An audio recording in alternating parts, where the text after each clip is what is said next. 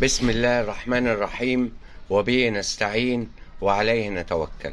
أعزائي أعضاء جروب وقناة أرانب جد عصام، عزيزي مربي الأرانب المبتدئ، أتمنى لما يوصلك الفيديو أن أنت تكون في أتم صحة وأسعد حال. اللهم آمين يا رب العالمين. وكل سنة وأنتم طيبين بمناسبة عيد الأضحى المبارك، أعاد الله علينا وعليكم وعلى الجميع بالخير واليمن والبركات. معاكم جد عصام، عنواني عزبة النخل القاهرة، تليفوني 0100 136 7277. أي حد بيتصل بيا أنا برد على كل التليفونات، حتى لو وقت متأخر مفيش مشكلة، وبرد على الكل. النهاردة أنا كنت عامل فيديو وقلت إن الأرانب كلها عشر، وإحنا بنحط لها بيت الولد قبل الولادة بيومين أو 3، وقلت إن أنا بنفرشه نشارة وده اللي بيبقى الأفضل. النهاردة الأرانب كلها ولدت. طب ما تيجي نشوف الأرانب ولدت وإيه الأخبار. بص حضرتك، الأرانب طبعا بتبقى نتفة أكتر من كده بكتير، فإحنا في الصيف بنحاول نخف النشارة على قد ما بنقدر. ادي الارانب اتفرج عليها، عشان الناس اللي بتقول احنا ما بنربيش في الصيف والارانب ما بتولدش في الصيف وفي مشاكل. بص حضرتك شايف، ادي الارانب اهي ورضعة وتمام التمام الحمد لله. يبقى اول حاجة احنا عملناها بنفرش بيت الولد وبنشوف الارانب. طب ايه اللي بنعمله للام يا عم عصام بعد الولاده؟ اهم حاجه خد بالك، هفترض ان الام دي كان عندها جرب قبل الولاده، انا مش هديها ايفوماك، لان الايفوماك ممكن يحصل تشوه للاجنه او الاجنه تموت او اي حاجه، او الارنبه نفسها تسد عن الاكل. يبقى لو الأرنبة دي كان عندها جرب، أنا بعد الولادة بيوم هديها 1 سنتي أيفوماك. دي حاجة أنا بقولها لك. آدي الأرانب، اتفرج على الجمال وعلى الحلاوة. بص كده، بسم الله ما شاء الله. الجو حر والأرانب والدة زي ما حضرتك شايف، ومفيش أي مشكلة. طيب هفترض حاجة تانية، لو الأرنبة عندك عندها التهاب عرقوب وولدت، انت قبل ما الأم بتولد التهاب العرقوب بتجيب المس الأزرق وبتدهن رجليها، بس المفروض بندي حقنة 1 سنتي أوكسي تتراسايكلين أو جنطاميسين مضاد حيوي. انا ما بديهاش قبل الولاده لان المضاد الحيوي بينشف اللبن. طب اعمل ايه؟ انا بعد الولاده بديها 1 سنتي اوكسي تتراسايكلين طويل المفعول.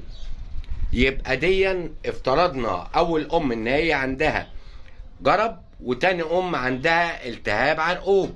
طيب هنفترض ان الام دي، شايف الجمال وشايف الحلاوه، قول بسم الله ما شاء الله. شايف كده، ادي شغل الصيف وادي الحلاوة بتاعة الصيف. هنفترض ان الام دي لقيت عندها التهاب درع، بنجيب يا جماعة مرهم اسمه مرهم زنك. مرهم الزنك ده اللي هو زي كده اهو، بتاع الاطفال، بتجيبه من الصيدلية البشرية، وده غير سام.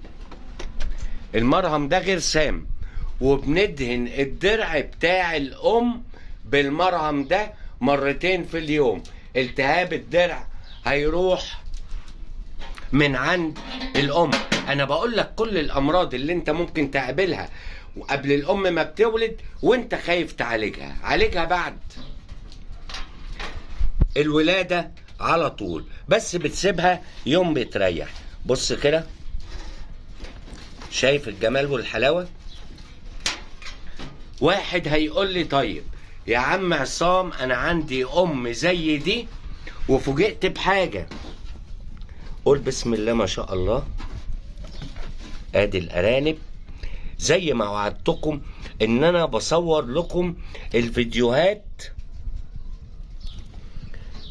زي ما انا قلت الارانب عشر هصور لكم بعد ما بتولد. ادي الارانب ولدت وبصور لك على الطبيعة. واحد هيقول لي الام ديا هفترض يا عم عصام ما بترضعش. هقول لك على معلومة، الارنب ممكن يعيش من غير رضاعة لمدة 3 ايام، يعيش من غير رضاعة. بس انت حضرتك بعد ما الام ولدت بيوم او ب2 فوجئت ان هي ما بترضعش عيالها. قول بسم الله ما شاء الله لا قوة الا بالله. شايف الالوانات والجمال؟ شايف الارنب اهو. لو ما لقيت الام ما بترضعش يبقى حضرتك هترضع حبيس. يعني ايه يا عم عصام هرضع حبيس؟ انا مش فاهم الكلام ده. يعني حضرتك هتدخل الام دي جوه عند العيال وتحبس عليها لمدة 10 دقايق، هتلاقيها رضعتهم غصب عنها. هتعمل كده بالصبح وبالليل وهتسيبها لمدة يوم تشوف هل هي هتخش ترضع من نفسها ولا لا. لو ما لقيتش ان هي بترضع من نفسها يبقى حضرتك هتكمل رضاعة حبيسة. ادي الارانب في عز الحر اهي نايمة ومأنتخة وتمام التمام. نيجي نشوف الارانب التانية اللي والدة. ادي الام نايمة اهي والحمد لله ولدت. بص بقى الجمال والحلاوة اهو. كل واحد نايم في حتته وتمام التمام. ارنب ده شكله هيبقى بسم الله ما شاء الله جميل جدا. هي الام دي خلفتها بتبقى شكلها حلو. بص الارنب اهو كأن ارانب الشتاء. واحد بقى هنا هيقول لي طب انت بتعمل ايه يا عم عصام في الارانب دي بعد ما بتولد؟ انت بتلقح الام بعد 10 ايام زي ما انت كنت قايل عشان ما يحصل لهاش اجهاد؟ لا، انا في الصيف ما بلقحش الارنبة الا بعد ما بفطم عيالها. افطم العيال بعد 35 يوم ابدأ القح الارنبة تاني عشان ما يحصل لهاش اجهاد حراري. بص بقى الام دي انا بوريك كل حاجة على الطبيعة وعلى الحقيقة وما بزوقش. الام دي حصل عندها حاجة اسمها تشوه اجنة. يعني ايه تشوه اجنة؟ لأي سبب من الاسباب انا فوجئت ان الام دي كانت عشر وولدت امبارح. بس هوريك هي نتفة وتمام التمام. ولدت امبارح بص كده ولدت عيل قد ايه؟ سبحان الله. قول سبحان الله. بص حجمه قد ايه؟ حجمه كبير جدا. هل هي هتولد تاني او كده؟ معرفش. انا هجسها واشوف هل هي لسه في بطنها عيال او لا. اهم حاجة بعد ما الارنبة بتولد حضرتك لازم كل يوم تفتح بيت الولد وتشوف، ربما يكون في ارنب ميت وعفن هيضرب في بقية الارانب وهيموتوا.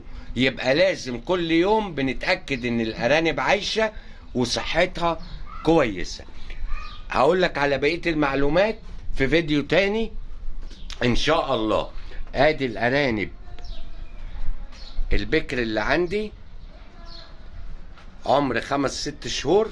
اتفرج على الجمال وعلى الحلاوة بسم الله ما شاء الله. الارانب دي كلها ان شاء الله للبيع. اللي عايز حاجة بيتواصل معايا. دي ارانب جاهزة على العشار على طول. دول كلهم اللي انا فرجتك عليهم دول نوتي. ادي الدكورة اللي موجودة. بص كده جمال الذكر عمر 6 شهور او 7 شهور. بص كده بسم الله ما شاء الله، الذكر مالي القفص.